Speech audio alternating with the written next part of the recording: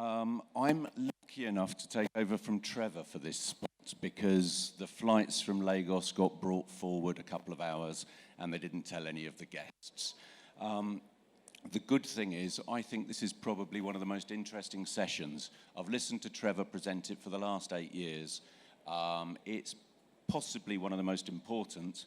If you look at the state of the African hospitality market, we have in broad numbers 100 bedrooms, 100 branded bedrooms per million population. If you look at North America, which is probably the most established market, they have 6,750 bedrooms, to put that into context. Now, not every person has the same spending power in Africa as in North America, but it does show there is a massive undersupply of hotel rooms here. Smashing. So we're going to start off, if I can see, yes, with what I think is probably the most important slide, and it's one that Trevor's never shared before. It actually shows how many hotels have opened in the last 5 years. So this is not just the pipeline, this is actually what's happened. By the way, this report is available on the Hotel Partners Africa stand afterwards. It's got a lot more detail than we've got in these slides, so please just come and see us and grab a copy, okay? But what this shows is that Accor have opened 35 hotels in the last 5 years in 14 different countries. They're leading quite significantly. And then Louvre have got 22 new hotels, but it wanders all the way through. Quite a lot of people have successfully opened a lot of hotels the last 5 years. It's grown exponentially. The next slide, I think, shows the last 2 years. And this shows also that, Accor have slowed down slightly, but they have got a huge pipeline coming up, which we'll show you a little bit later. I'm just going to run through these relatively quickly for you. As I said, the report's available should you want it. This slide here shows us who's been developing most in their pipeline. So this is 2016 pipeline.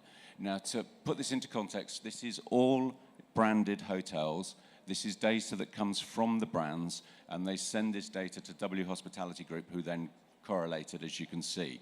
Accor are leading here, but that is actually one huge deal, took over 50 of these units there. So it's sort of slightly skewed by that.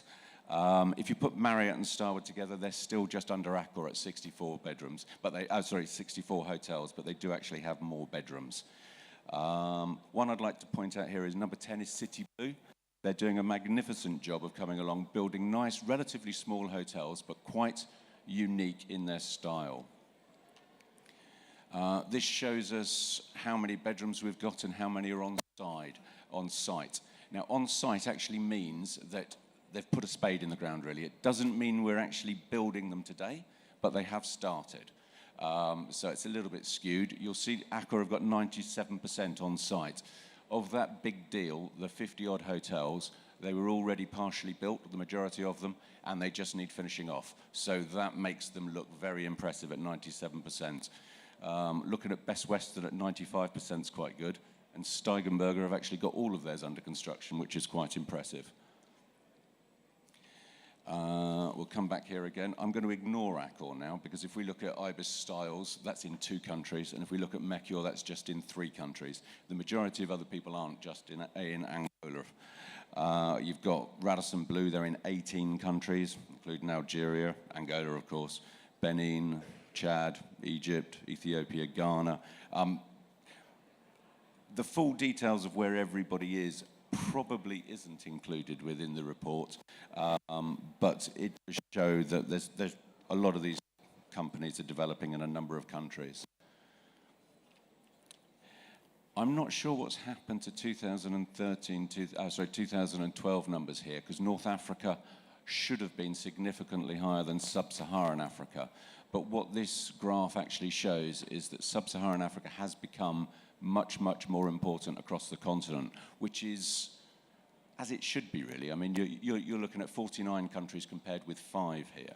So, we are finally catching up in Sub-Saharan Africa. Just having a look here at the top 10 countries in the pipeline. If we'd have looked back last year, Angola wouldn't have been there because they didn't sign the deal with Accor. So all of a sudden, you've got an awful lot of new hotels that have become in the pipeline study, which previously wasn't there.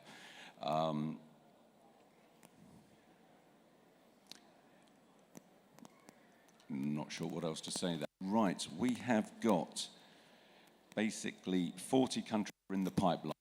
The key thing that I always look at is what's not included within the pipeline. We've got 14 countries that have no supply pipeline going forward. That means, in theory, there should be really good opportunities there.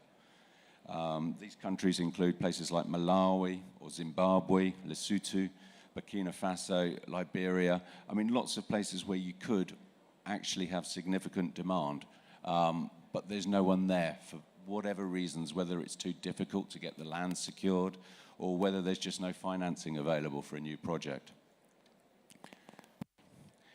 This slide breaks it down and shows in Sub-Saharan Africa, we've already stripped out North Africa. This shows where the pipeline is.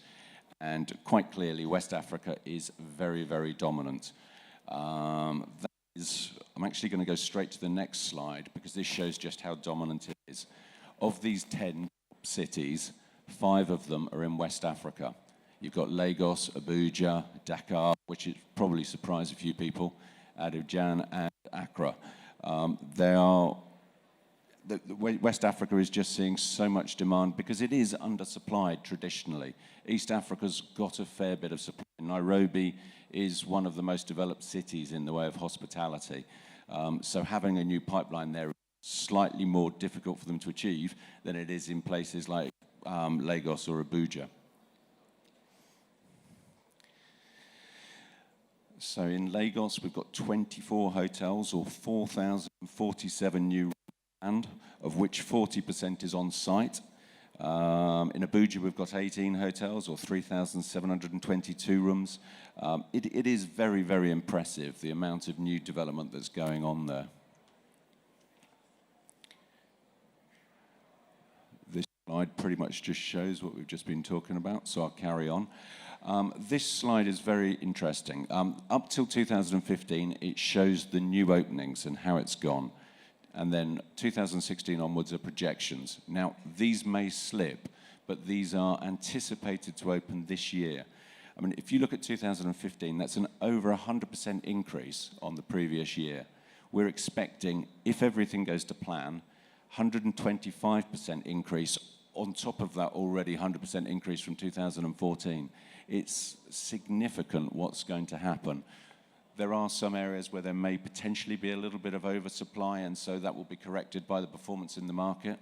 But on the whole, this is actually just coming in with the demand that's there. These guys are trying to meet it. This slide, it does show when the deals were signed.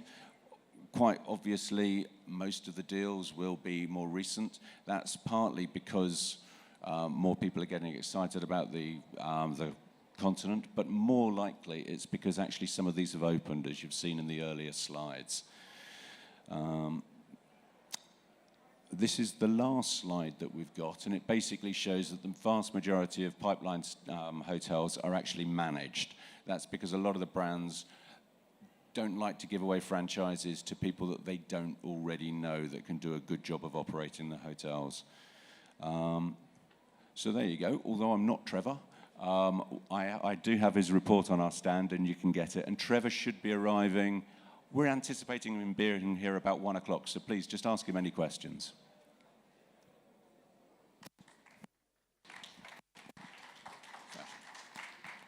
And just a quick one, if anyone has got any questions, please just ask, and I'll try my best to answer them.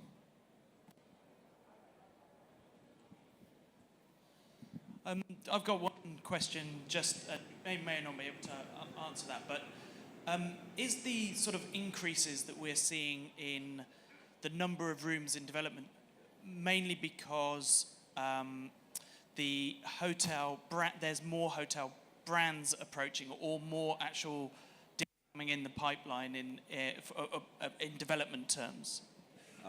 Hello, yep. I actually think it is the development pipeline. The people who are developing these hotels are starting to see that the returns are very, very good, and they're starting to have comfort in that these projects have been successful in the past. It's also, there's more financing available, so people can actually take these projects forward. So there's a whole lot of reasons, but I do believe it is led by the entrepreneurs rather than the brands. The brands are just available and able to be there, and I think people see that brands add more value. So, you know, this study doesn't show any of the unbranded hotels, but I mean, I'm doing a PhD at the moment that's showing where there is, added value to hotel owners by having a brand on it. And in Africa, there is significant value, and I think the entrepreneurs are seeing this, and so they're starting to come through in the pipeline study. Okay, thank you. Well, is there any further questions for David at this stage? Well, thank you so much to David and to Philip for that really informative couple of sessions. We're now going to clear this area, so every single person has to leave it for a coffee break.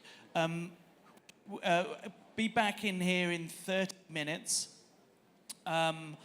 where it will be round table sessions. So if I can ask everybody to clear now, go and grab yourself a coffee, go and join the networking out the back. Thank you for your attention. I hope you've enjoyed the first morning, and see you back here in 30 minutes. Thank you so much.